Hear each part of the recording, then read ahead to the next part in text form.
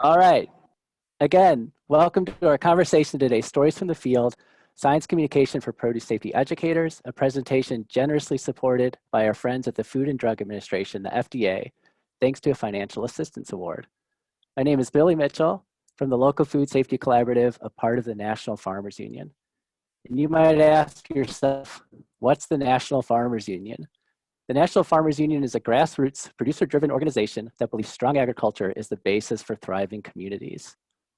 And part of that work, we are the local Food Safety Collaborative. It's a cooperative agreement between the National Farmers Union Foundation and the FDA, the Food and Drug Administration. Provides outreach, education, and training to small fruit and vegetable growers and processors on the Food Safety Modernization Act, FSMA. And we have a network of partners across the country working to implement food safety projects and expand reach. And today we're so excited to feature some of our partners. The agenda for today, Billy Mitchell doing the introductions. And I just could not be more excited. The three people who are about to speak have had an enormous impact on me, my work, and learning about science communication. This is a picture of me teaching pre-harvest risk assessments. And some of the things I've taken away from our speakers today is to always invite your audience to explore the concepts and to equip them with tools to be successful afterwards. Our first speaker is Kelly Vinyl, a microbiologist and science communicator who introduced me to the term science communication. Kelly brings joy to her work, it's incredible, and it's lovely to watch her to connect with audiences. Next is Bilal Sarari, an advocate for equity in agriculture. Bilal and I actually met over a decade ago, so Bilal, we are getting older. And since then, we are in an urban farm training program. Since then, Bilal's gone on to be a successful farmer. You can see him in action here, and an advocate. And finally, Ben Chapman, professor and food safety extension specialist at North Carolina State University. Ben and I are friends from the internet. I was first introduced to Ben's work through Barf Blog, then through the podcast Food Safety Talk that he co-hosts with Professor Don Schaffner, and their other podcast, Risky or Not, where I recently learned that it's very low risk, maybe no risk with little dithering, to cool your beverages in a lake or a river while you're kayaking. With that, Kelly Vinyl, I'm gonna stop sharing my screen.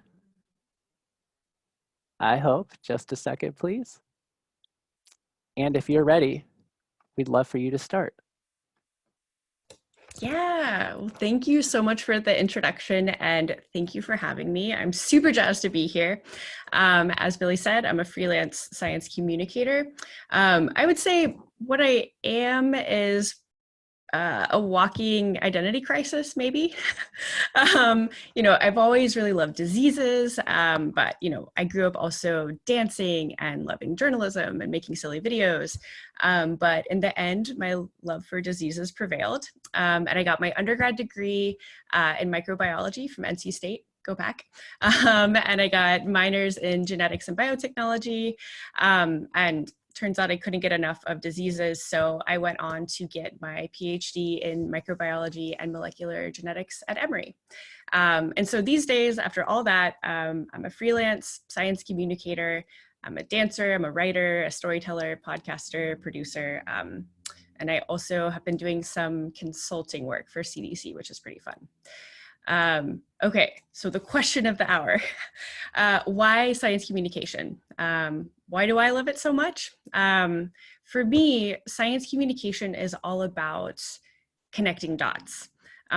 So as science communicators, like if you identify with that term or not, you're sort of the connective tissue between worlds, right? Like we need people that are super jazzed about science, like those people that are in their science cave, like doing their science thing. We need people out in the field doing their science thing, or, everyone in between, just like enthusiastic people doing science wherever they're doing it. And I would argue that it's equally important to have those people that are making connections with the bigger picture. So that could involve the people that I just mentioned or not. And basically, like whether your field is food safety or black holes, like it doesn't really matter. This means thinking about who your science impacts and what that means. It means thinking about sharing insight from behind the scenes. Basically like science is a process. There's no absolutes. there's only infinite nuance and infinite questions. You know, we're always learning new things, and that's the beauty of it. Another thing to think about is this idea of cultivating ownership and inclusion. You know, this idea of like, come on in, like there's so much room, you belong here. And I think that science only stands to benefit from, you know, spreading that sentiment and kind of like shattering stereotypes. And to me, like science communication is all about sharing enthusiasm and joy. Like, sure, this is your work, but this is also your opportunity to like tap into what got you on this path to begin with. Like, where did it all begin for you? And, you know, it also really builds community and fosters these connection points. So it's like win, win, win, win, win. So that leads me to the what of SciComm. And I think a helpful first step is asking yourself who your audience is. And, you know, these are all things from my perspective, just kind of giving you some things to think about that are hopefully useful. But yeah, okay, so this first step, who's your audience? I like to think of the idea of, you know, there's like, okay, there's the general public, but really it's like publics, like there's multiple communities that are all kind of, you know, all together. And so I like to think about this in terms of demographics, which is basic, you know what that is, like pretty easy to measure. That's like the what. But then there's also psychographics. So that's the thing that's like values, personality, like what people are afraid of, what people do in their spare time. And, you know, whether you're doing SciComm, or when you're doing SciComm rather, it's important to think about like adapting to understand your audience and how to connect with them. And yeah, I guess I think about this in terms of like level one is motivating learning, like getting that initial spark of curiosity, you know, you hook them. And within that, you're kind of creating this learning experience that's emotionally supportive. Ooh, sorry. Okay, then once you have that, once you've hooked them, level two is deepening that learning. You know, once they're hooked, like making those connections to show, you know, there's science in everyday experiences. It's kind of everywhere, and getting people to kind of prompt that inquiry, encourage curiosity. And so I like to think about like science communication is an amazing tool to address all sorts of things. One of which is thinking about barriers to entry or accessibility. You know, it turns out there's a bazillion ways, as you know, I'm sure, to get involved with science. And that could mean, you know, doing science or like exploring for funsies or just generally being curious. SciComm also helps address just like representation. So, you know, the people that do science, like the possibilities of like career paths, that kind of thing, and even perception of science itself. Science communication kind of explores all these different aspects, and it's a unique opportunity to be kind of like a thought leader or like a science doula, I guess. It also kind of addresses like who does science belong to, right? Like who, like changing that narrative, like what is science and who does science and like how they do it. And just generally thinking about, you know, equity and inclusion. And finally, I like to think about how science communication is a community builder. You know what I mean? Like fostering more of a collaborative mindset.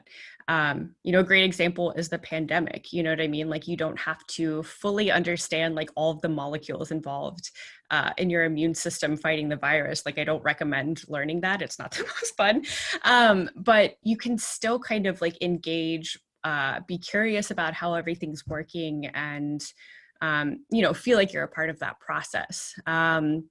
And I think like the ultimate goal, like the long game, the end game, is fostering this like lifelong and life-wide learning. You know, again, just kind of like cultivating curiosity, interest, and sharing enthusiasm. For me, that's like what it comes back to. And so I'd love to share some of the ways that I engage with SciComm. I feel very fortunate that I get to interact with SciComm in all sorts of ways. Like, had you told me I just feel like things would have been different had you told me when I was like in elementary school, like that this was an option. You know, it took me a long time, like going all over the place to get here. But I've been able to apply SciComm. One way is through kind of like experience design. I've worked for the Atlanta Science Festival for a long time, so I get to think about like designing these events and these experiences for people to interact with science from all angles. I planned a science scavenger hunt on bicycles called Scicycle, which is pretty fun. I organized a conference that teaches PhD students how to talk about their science, called ComSciCon Atlanta. So there's like a national one, and I did a little offshoot in Atlanta, which was pretty fun. I've also gotten to work on some fun collaborative projects, kind of like exploring the intersection of science and art and like math and humanity. So that's really fun. There's just like endless opportunities there. I also have hosted some podcasts. I created over the summer a kids science YouTube show that I did from my bedroom, and it was real weird and real fun. It is called Wondercast. And yeah, I guess I've done a few kids shows, which are always a fun time. But one thing that I'm super excited to talk about and to share is that I'm very grateful to be a producer for the science storytelling show called Story Collider. And at Story Collider, we firmly believe that science belongs to everyone. Like, we know that there are cultural norms and stereotypes driving who gets to speak for science. And so to combat that, we do live storytelling shows where we get scientists to talk about their feelings and normal humans to talk about their interactions with science. And someone in this room might be able to tell us a little bit about that at some point. It's Bilal. We also do storytelling workshops where we talk about the science of storytelling and why personal narratives are so effective in communicating science. And we've done this with PhD students, with scientists. We've done it for like, corporate team building situations. And we've also opened up our workshops to the general public over the course of the pandemic, and that's been great. And I got to teach one to park rangers in the Smoky Mountains last week, which was super fun. So there's all sorts of different ways to interact. But those are just kind of some of the ways that I use science communication in my work. Anyway, I just blabbed a lot. I hope that some of these ideas have resonated with you. I'm more than happy to talk forever about all these things because it's my favorite thing. And if you're interested in learning more about Story Collider, I'm happy to talk about that or drop a link in the chat. And I think those are the main things. Thank you for listening. Thank you, Kelly. And we'll certainly have time for you to share more and for folks to ask questions at the end. I think a couple of things you said really struck me. One, I think all of us that work with farmers or are farmers, we're already working with people who are committed to a life of learning. Almost all farmers are lifelong learners, and they know that every day there's something new. And then a couple of big things, this idea of hook them, engage their curiosity, reduce barriers, and then engage with and build community are all really good lessons. So thank you. Looking forward to the Q&A. And Bilal, if you're ready, we'll pass the mic over to you. Great, thank you. And thank you, Kelly, for that great start to our discussion today. I love it. And yeah, Story Collider is amazing. Kelly is an amazing coach when it comes to telling your story and being authentic and staying true to your own voice. So definitely hit her up if you have any questions when it comes to that. So yeah, my name is Bilal Sarwari. I live and I work on Muskogee Creek land. I used to be a farmer in Southwest Georgia at White Oak Pastures. I was the organic farm manager, so I was primarily in charge of growing produce and had a lot of interactions with animals. I loved clearing a field and running cattle through it at the very end and letting the land sit for a while, and using animal impact along with my produce growing. Part of my job at White Oak was to be what we called a farm ambassador. So I was almost like a surrogate for Will Harris and Jenny Harris when they weren't able to make it out to a speaking engagement conference. And part of my job was to take this very complex technical data and convert it into a speech or presentation or make it something more palatable for a conference. So looking through a lot of information and picking out those key elements that will fire people up about what you're talking about is something that I'm really passionate about. And another thing that I try to center are the brown and black voices that kind of like come through the science. Specifically, if we're talking about regenerative and sustainable agriculture, it's so important to center the native peoples who came up with that knowledge initially. A lot of the times we're actually going back to the type of agriculture that existed here for millennia before we rediscovered it again. I have a short presentation for you that I would be happy to share with you all. And it just kind of are like my tips and tricks for science writing and science communication. So 1 moment.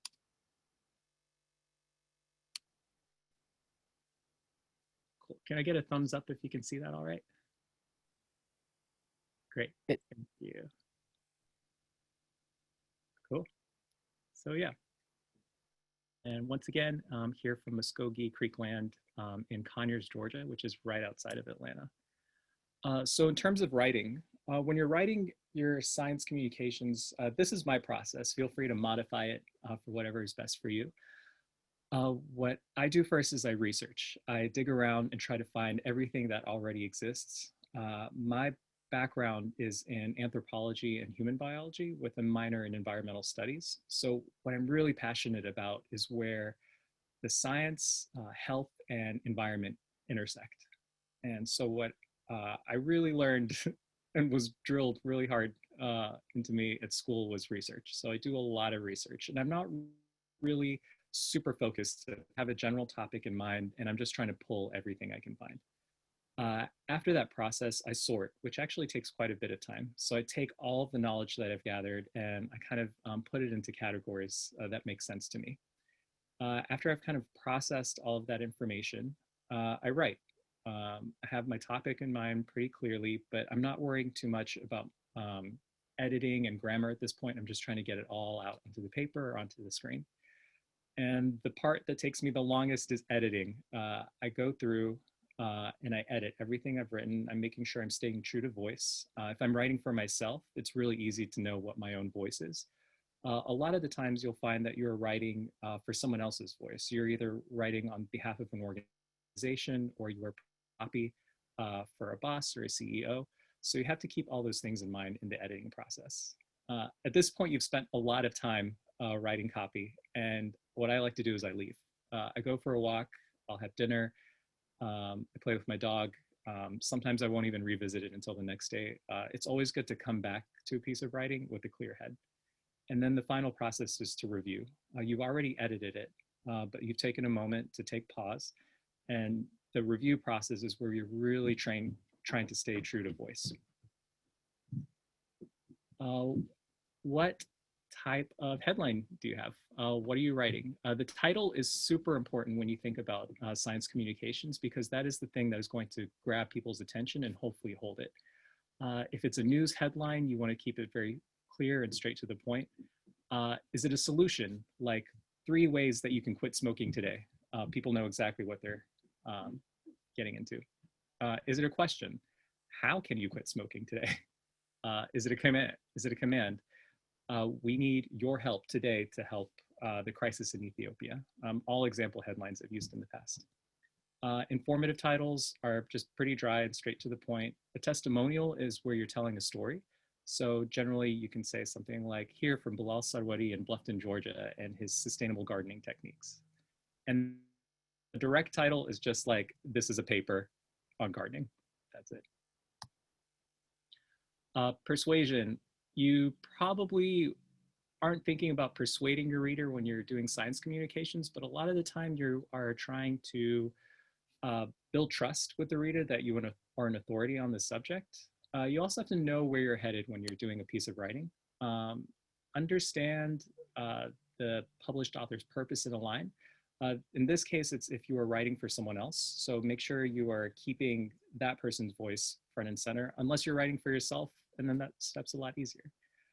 Use consistent tone throughout what you're writing, or if you're giving a presentation, just make sure that you're not all over the place when you're trying to present on a topic. And then consider readability in language. This is something I harp on a lot at every job that I have. I get really frustrated when people's writing is cerebral and inauthentic and just trying too hard. I think the true mark of intelligence is when you can take a really complex piece of data and make it into something that is approachable and direct and clear and concise. So there are some really great tools online that are free. They're called readability checkers. And you can actually put a full article or whatever you've written into this readability checker and get whatever grade level you're writing at. One of my previous jobs, we tend to write a lot of our posts at kind of like a second year college level, which is way too high. Even people who've gone through college don't read at that level. I try to keep it at like kind of like a high middle school, low high school level in terms of writing. When you're writing science communications as a story, everyone loves a good story. The first thing you do is you give the introduction, you set the scene. If you're writing about your own farm, talk about the farm. Talk about where you live, whose land you're on, what is special to you, and then introduce a conflict. I encountered some issues with, let's see, I can give a direct example. At one of my former farms, I was having issues with my vegetables freezing in the refrigerator. So the temperatures in the fridge were fluctuating wildly, while introduce that conflict into my writing, and then create a dialogue. The dialogue is the process. So I talk to our repair people who are like there on the farm and ask them about the refrigerator, see what's going back to the manufacturer, give all those fun details, and then provide the resolution. We eventually were able to change the settings on the refrigerator and set it to the correct temperature, replace the part that was missing, and then the produce was fine. So even if you're presenting on a topic that seems maybe relatively dry, insert those like fun personal anecdotes and make it a story, and you'll kind of hold people's attention throughout. If you're giving a talk, things to keep in mind are your purpose. Why are you giving this talk? And I think Kelly touched on this quite a bit before, so I won't spend too much time on it. Who is the speaker? Are you giving the talk yourself, or are you writing notes for someone else, an employee or for a boss? And then always make sure you keep your audience in mind. If you are giving a talk to a bunch of fourth graders at an elementary school, that's going to be a different talk than farmers who have been in the field and have a lot of experience for several years. And then length. I do not talk for a long time. I don't like it. And I try to keep all of my speeches and talks between 7 and 8 minutes. That's about the length of time you can hold someone's attention, unless you're really, really good, and I'm not. And then the process for a science talk, keep all those things in mind that I mentioned before. I write an outline of my main points. And once again, I write in a conversational tone. I edit, and then I practice, and then I revise, and then I practice, and then I revise. The practicing and the revising part is what will take you the longest, but it's really important to practice the talk before you give it. 75% of web users do not go past the first page when they're looking for information on any given topic. So any page of search results that you have, generally, people are not going beyond that. So what does that mean for you? This is something I'm just starting to learn a bit more about. It's called SEO, or search engine optimization. And this is for writing for your website or anything that's going online. I have a marketing background, so these are things that I'm always trying to think about. A lot of websites have a tool that you can either plug in as an app to analyze which keywords on your website are getting the most traffic, like which words are popping up the most on a site, and then what is like kind of drawing people in. Try to use those words in your headline. And then I like to organize content into topic clusters. There's so much information out on the internet, out in books, but so it's really hard to like get people to pay for information that is already out there. But what people will pay attention to, and in some cases pay for, is curated content. So take the content that is existing, that's already there, and organize it into topic clusters. It will really help engage people and keep them coming back to your site. And then regularly audit and optimize. So if a keyword is working one month, working the next. And then examine conversion rates. A conversion rate is how often an article gets the desired reaction from the reader. So from a development point of view, I'm always looking at which posts that we have are getting people to click the donate button. And other instances, you're trying to get people to sign up for an email list or to sign up for a webinar. That's an example of conversion rates. So those are good things to keep in mind, and all things that are generally recorded on most websites. For those of you who are interested in social media, I used to be a communications manager. And the thing that you should always keep in mind is find a compelling image. Compelling image is what is going to draw people in, especially on Instagram. And then focus on authenticity. This kind of links back to staying true to voice. So make sure that any page that you have is staying true in like a really authentic way to your organization or to yourself or to your farm. And then you can keep that consistent with every subsequent post. And then copy that builds trust is once again your writing that is proving that you're an authority on whatever you're talking about. Centering the voices of women and girls. Generally, you will find that the most marginalized people in any industry are not really like centered when it comes to science, when it comes to speaking about development or farming. So when you are centering the voices of the people who are most marginalized, you're actually lifting up the system as a whole.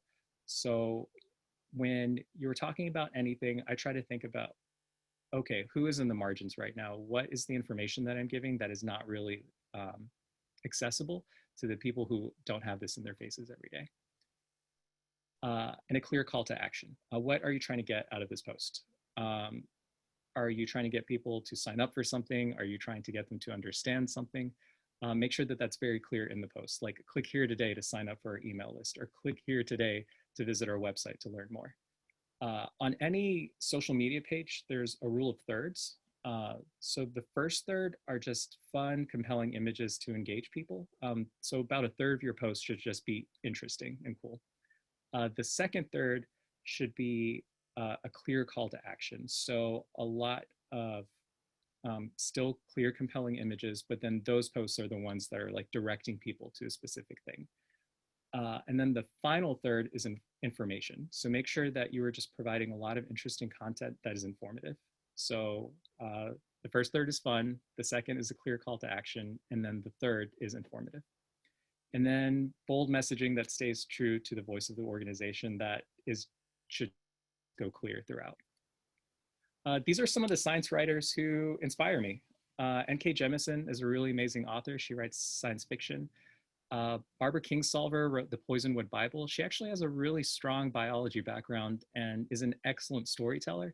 And you see that coming through in a lot of her work. The rest of these authors are great. Rashid Nuri is a local farmer to Atlanta, and he has written a book. And it's really fascinating how he takes like really technical data and makes it super interesting and engaging. And thank you. Thanks for giving me the space today to chat with you all. And I'll pass it off to the next person. Thank you, Bilal. That was really great. I've got a couple big takeaways from you for sure. Do the research. I think consider readability is a big one, especially for produce safety educators. You know, translating things into plain language and remembering that everybody loves a good story. Getting that good search engine optimization, that SEO. I just Googled certificate of conformance compost template, something most of us work with, and it did not show up on the first page. I was like, oh gosh, that was really frustrating because I made that resource. So I need to figure out some SEO with other people on the call. It was a team effort. And then of course, center the voices of the most marginalized. So I'm excited to talk more in the Q&A. And with that, Ben, are you ready for us to pass the mic? I'm ready. Yeah. Thank you. And really, I mean, thanks to Kelly and Bilal for setting the stage. I feel like it's a little bit difficult to do something like this. So give you a little bit of my background. I'm a scientist. I work in the area of food safety, and not until somewhat relatively recently did I ever think of myself as a science communicator. Like, and I think about it as a more and more as the rise of SciComm has been the thing, but I didn't really get into the stuff that I do as a communication, like as a really obvious communication thread. So my background is I did an undergraduate degree in molecular biology, and then I started looking for reasons to stay in the college town that I lived in, for like no other reason, is just I just wanted to live with my friends, and ended up finding a professor who did work in risk communication, who was looking for someone who and really about emerging technologies, food, risk communication. That was his area of expertise and research. And so I ended up just like happening into this world. And there are a few sort of like watershed moments in my like training as a scientist where it became important to step outside of doing the microbiology. So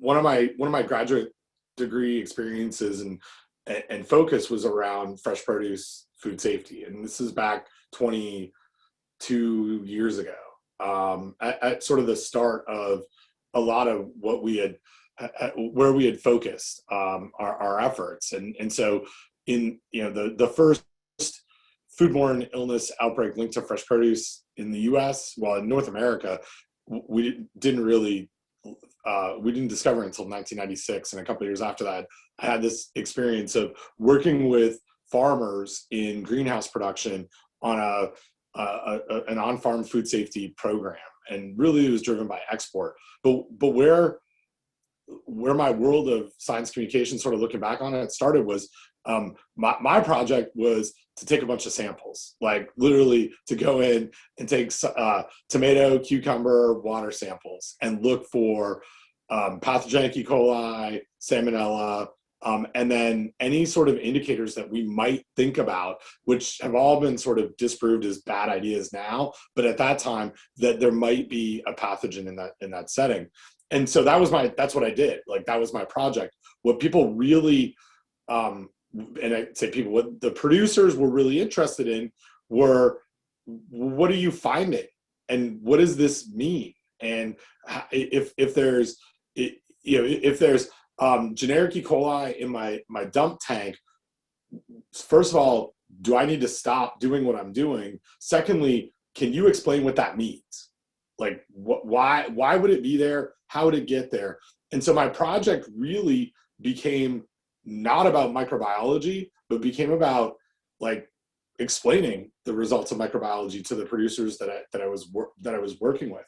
And I really became much more interested in that than the microbiology.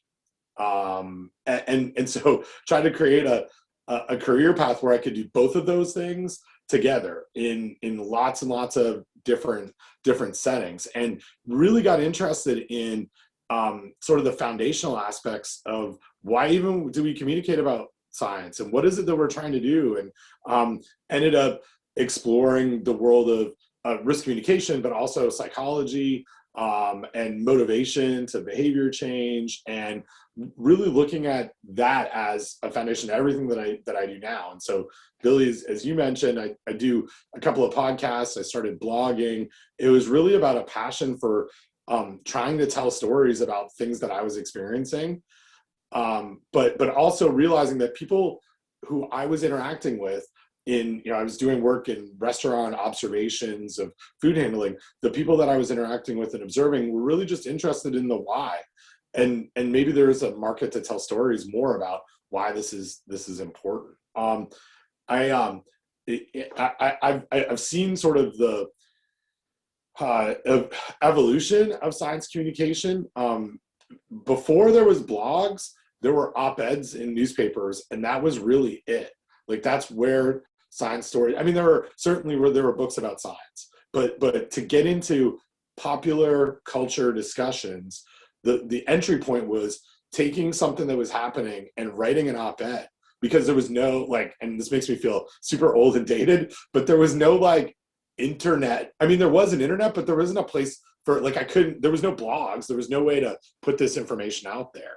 And so when the technology around sort of like blogging started in the like early 2000s, really, many people, and I hear Bilal's story about writing and his focus, many people really shifted that communication, that engagement to that world. And I use the word engagement very explicitly because I don't think that science communication is sort of one unidirectional.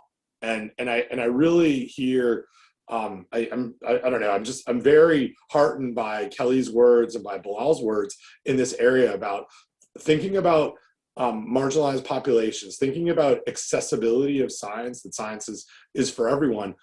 That is not how we always have done this. Like, and I mean this of science communication. It was, let me tell you about the things as a scientist you should know about, but there wasn't a way to have that dialogue, that engagement. And my experience between blogging and having comments back and the rise of social media, podcasts, social media and podcasting for me have taken over what I used to do in blogs. Like I don't, Barf Blog's a thing. I don't write much there anymore because it's not a place where the people who want to ask questions or I want to engage with are. They're in different spheres. And so the tip for me around science communication is, first of all, consume all of it. Like if you want to be a science communicator, then you got to read it all. You got to be on social media. And I don't mean to overwhelm anybody on this, but you to be a good, and I hear it in Bilal's comments, to be a good writer, you got to be a good reader. And to be a good science communicator, you need to be in the space where it's being communicated to see what's good and what's not. And to understand how people get better at it is by doing it. So it's like consuming it. It's the same kind of message that I provide my students around scientific writing. If you want to write a good paper for a journal, you got to read a lot of papers. And you got to see this is what makes it good in this for you, right? Like Bilal's comment of like being true to that voice, finding what that voice is, who those voices are, and figuring out what do I need to do to create my own voice, but what are the elements of these other things that really work out there? What draws me to, and I think about it every day that I'm on social media. There's it's more than a handful. There's a bunch of people that I follow that I like when they write a tweet, I'm like, damn, I wish I wrote that tweet. Like, that's really good. Like what, like, or a third, like just constructing that narrative. But that drives me to be a better communicator. Listening to podcasts drives me to be a better podcaster. I'll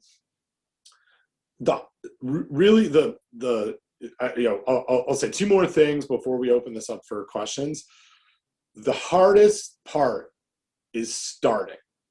And I see this with graduate students, with folks who have a lot of insight in the world of food safety, with other faculty members.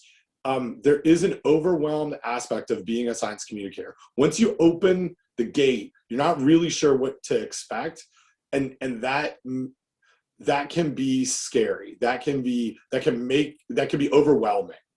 But you don't really know what it's like until you do it. And the beauty of this is that if it's not for you, then you don't have to do it anymore. Like it's not but just getting over that hump of, I don't know if I want to do this. That really is the hardest thing. And it's something that I've been really fortunate to have people around me in this area who are like, why don't we try podcasting?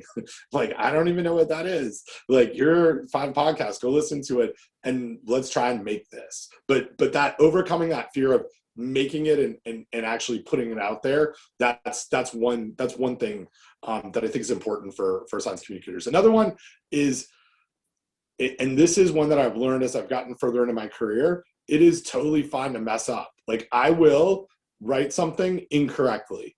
I will miss, I know that I have blind spots, and I will miss in something that I wrote or something that I say, I will miss a population, underserved, marginalized population. And then someone will tell me that, and I'll learn from that. But it's okay to mess up. It's okay to it's important to know that these are blind spots. And I say this from doing a lot of media interviews. The day that I stopped worrying about what I was going to say on a media interview was the day that I started doing media interviews fine. Like they're not perfect, but if I worried about, oh my gosh, I just said something that someone is going to get upset about, it changed how I communicated. And just allowing yourself to mess up is such a freeing but important part of science communication, because like no one knows how to do this correctly all the time. No one is perfect about it, and you really can't get good at it without trying, and you will mess up. Like, you'll write that, and to Bilal's comments, you'll write that headline incorrectly, and you'll be like, damn, I wish I had done that differently. But that's the beauty of sort of like seeing and how we're consuming content now. So anyway, I'll end my comments there, but those, it was, I benefited today, Billy, for being the third here, because I got to hear from Kelly and Bilal and be like, okay, let me, here's my experience, which is in lots of ways very similar to what Kelly and Bilal have experienced. So anyway, back to you. And thank you so much, Ben. Yeah, I mean, just a couple of quick takeaways, that this focus on dialogue and engagement. And to build off what you said, Bilal, to be a good writer, you need to be a good reader. I guess I would add, to be a good science communicator, you need to be a good listener. And I might just go outside and spray paint. It's totally okay to mess up in my front yard, just so I can see that every morning. So thank you. I do want to point out that Bilal put in the chat box a link to a readability website, I think. And then as we wait for questions to come into the Q&A, Kelly, since you got to go first, I'd love to give you the chance to ask the first question. Oh boy, on the spot. Okay. Let me think of a good one. Well, I guess something that I was thinking about just then as you were asking me is just like kind of underlining Ben's point of, there's just so many different ways to get involved with SciComm. It's interesting. I guess I was just reflecting, like, I was almost done with my PhD when I discovered the word science communication, and I was like, wait, that's what I want to do. Like, I wish someone had said that before. You know what I mean? And this is not a question, I suppose, but more of just like a comment. Like, I have found that the SciComm community is so welcoming. There's just like so many different areas that you can fill, and I've just loved, like, the more I've kind of like dove into the community, the more people are supportive and just like bringing more people in. Yeah, I guess I have to think of a question now, huh? Well, we could let you off the hook for a second if you want. Okay, yeah. And so we'll start with you with this question, and then we can move to Ben and Bilal. But Kara is curious to hear about people's favorite science podcasts, given that Ben thinks that's the coolest place for new science information. So Kelly, we'd love to hear your favorite science podcast, and then we'll move down the line. Awesome. Yeah, I think one of my favorite podcasts is Ologies, hosted by Ali Ward. She's so funny. She's incredible. I really like that she kind of digs deep into a topic per episode, but she's also just really great about amplifying voices of all sorts of scientists at all sorts of levels. she and I both go to this gathering called SciComm Camp. And she's recruited a lot of people for her podcast there. And she's also just amazing. I'm just going to gush about her for one more second. We were all in kind of the lunchroom, and she was like, hey, if anyone wants to see how I edit my podcast, like come over to my table. So she's just a great human, and she covers a lot of great stuff. I think one of her most recent episodes was about like butts or something. But anyway, ologies, check it out. That's great. Thank you. I'm going to add in the chat box, there's one about bleach for you produce safety nerds, which I hope is most of us. That's really good. And Ben, just so you know, there was a comment in the chat that you can't say your own podcast as the best ones to listen to Don't right worry. now. And I don't listen to my own. I would not say my own for sure. Now that I've turned my mic on, I guess I can jump in. So, and I like had to go to my phone and be like, okay, what's in my Overcast here? So, the one that jumps out to me right away is Gastropod. If you're not familiar with that podcast, they do a really good job of approaching lots of different science angles around food world. I really like it. There's a really great podcast from the Institute on Science for Global Policy, which sounds super boring, but it's called The Forum. It's ISGP's The Forum. I learned about this podcast on a panel of social media folks at a food safety conference a year ago, and I listened to it like weekly when it comes out. They have like a whole bunch of different. Well, it's really like placing science in policy settings, and they talk to lots of different folks. It's really good. And then ologies, absolutely. No question. I think it's a phenomenal podcast. One that's like, I guess. Well, let me give you two others. One that's sort of science, and one that's not science at all. Is Omnibus. So Ken Jennings, like the dude from Jeopardy, co-hosts this podcast, and they jump in. They're not scientists, but they jump into a lot of like science and technical questions, and it's really interesting. They actually have probably one of my favorite episodes of any podcast is an episode they did on food fraud, and just like the whole world of how we have investigated food fraud and other product fraud situations. It's really good. And I'm going to give a shout out to another podcast, because this is a forum to talk about good podcasts, that is not science at all, but gives me inspiration every time I listen to it. And it's a podcast called Strong Songs. And the reason why I love this podcast, it is just one guy who takes a song that he loves and deconstructs everything about it in a very systematic way. And the reason why I say it's not a science podcast at all, but it's a scientific approach to a song.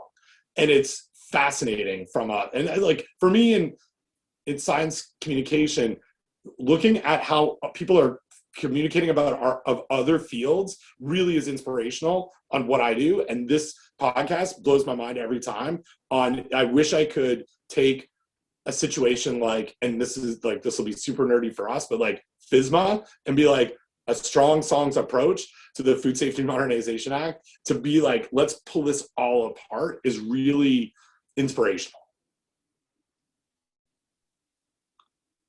Very cool. Thank you. And Bilal, have you looked at your podcast app? What are you into right now? This is a very popular opinion, but I am not that into podcasts all the time. I usually like to listen to music if I'm just like doing something that doesn't require a lot of thinking, but I get distracted really easily. So I need like a lot of focus writing. So I can't multitask and listen to a podcast, but when I do listen to podcasts, it's usually for a specific reason. Story Collider does have a podcast. That one is good. But yeah, I listen to Copy Blogger. It gives a lot of great tips, a lot of BIPOC voices as well, to just like good writing techniques, and just they kind of like wrap in personal stories and growth, which I really enjoy. And I find sometimes I get hyper focused on one topic. So something that helps me branch out and think on a more global scale is the Global News podcast by BBC. really short segments that kind of give you tidbits from what's going on all over the world. And I realized it kind of helps me once again, like center those voices that really aren't being heard most of the time. So yeah, when I do listen to a podcast, it's trying to like branch out. Thank you. And I'll say if anyone's been at a virtual food safety conference over the past year, you've learned that produce safety educators have podcast fever. A lot of people are starting podcasts, getting into it. So maybe I would like to kick that back. Kelly, Ben, Bilal, I know that you've all been on podcasts. You've all helped host podcasts. Any lessons learned, any stories you want to share for people who are dipping their toes into the podcast pool? I would say that there's a lot of tools that you can use to record podcasts. Like, it doesn't have to be fancy. You don't have to have like a fancy, studio or anything. Zencaster is a great tool for recording podcasts with multiple people. And I think if you're going to prioritize anything, it's audio. So make sure you have a nice microphone, maybe like make yourself a little pillow fort in your closet if you need to, so the sound's not bouncing around. But I think that's the biggest thing for me. I'll put in a link for Zencast. Yeah, Kelly nailed it. Audio matters. Like having a quality microphone, and they're not expensive. But not using using a USB like wired microphone is really like, that's important in the podcasting world. The way that I got into podcasting was guesting on other podcasts. And so for someone to learn the mechanics of what that's like, I think if you want to make a podcast, get on reach out to a podcaster who is doing stuff in your area and be like, could I just be on this sometime? And we, like on Food Safety Talk, we do a lot of that. We've got a guest every once in a while. We just had one last week. So that would be my sort of tip. And find something you can be passionate about that you can talk about.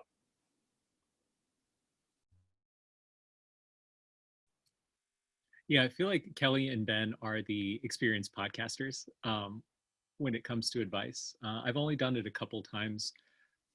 Just some tips on giving talks. I say a lot, and I say a lot. And when you are listening to yourself again, I just did it. It's super distracting. So I've been trying really hard not to be so to fill empty space, and slowing down my speech really helps a lot. The podcasts I am most interested in are the ones where people aren't talking at me. I really enjoy the ones that are conversational, when I'm hearing a back and forth between two people. Yeah, those are my tips. But good idea with the pillow fort. I never thought to do that, Kelly. I'll give you a little podcaster tip or trick on this, but I'll drop this in the chat here. There's actually a whole suite of audio editing called Descript that will cut your ahs and ums for you, that you don't have to, you just cut what your ah sounds like and it goes through and gets rid of all of them. Now, I am known as the Canadian who says ums and ahs on Food Safety Talk, so don't worry about it either, but there are tools to actually deal with that. And it's very they're like seamless. You would never know. Like the last 40 episodes of Risky or Not have been edited by Descript. That's amazing. Thank you. I also always wonder why the NPR folks were saying, and I'm coming to you from my closet. And now I understand it was an audio choice. So before we go, Tricia, if you'll drop a link in the box for an evaluation. This is a grant supported workshop. So y'all educators know we love and need that feedback. And then Kelly, Ben, and Bilal, once again, thank you so much. And if you'll leave us with just why you love science communication, an uplifting 30-second outro. Why do you love it? Why does it bring you joy and happiness? And I hope it does. I imagine that's why you're here today. And Bilal, since you presented last, we'll let you go first. I think I presented second, but that's okay. I'll go. Oh, you're right. I guess I love science communication because I love the details and I thrive on them. And I've realized that I am like a decent researcher, but what I'm just really excited about is just getting the information out there and making it as accessible as possible. So I kind of approach science communication from like a very community oriented space. I'll popcorn it to Kelly. Those are really, really great reasons that you just gave. I definitely resonate with those big time.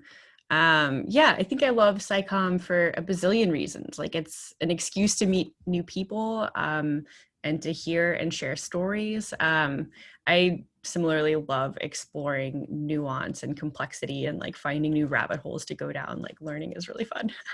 And yeah, just like Bilal, like accessibility, kind of like, you know, I sometimes work for a mobile makerspace called Steam Truck, and we get to like drive around to different schools, and I get to teach little kids how to use power tools, which is great. But then I also get to tell them like, I'm a freelance science communicator, and you can totally do that too. Because I kind of wish that someone could have told me that when I was little.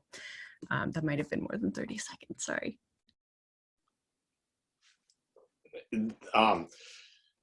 This is tough, and you guys, Kelly and Bilal, did such a great job. I think for me, it's just being able to pull back the curtain on science. That not everybody gets to see what we get to see every day, and it's messy. Like, I mean, the thing about science communication is you even see the fights in between scientists out there, and that I like. As a scientist, I love that. I love how we can't always agree on everything, and being able to pull back that curtain in a public forum and then have people jump in and ask questions and engage in that's exciting. It legitimizes what we do in science by making it so much more accessible. And there's something that Kelly said earlier resonates with me so much. It's that this science is for everyone, and we have a responsibility as scientists to make it accessible. And sometimes that's through communication. Sometimes there's other ways that scientists do that. But that's what I love about it is it really makes it accessible. On like it's out there, and you lay it out to say, ask me more about this. Let's talk more about it.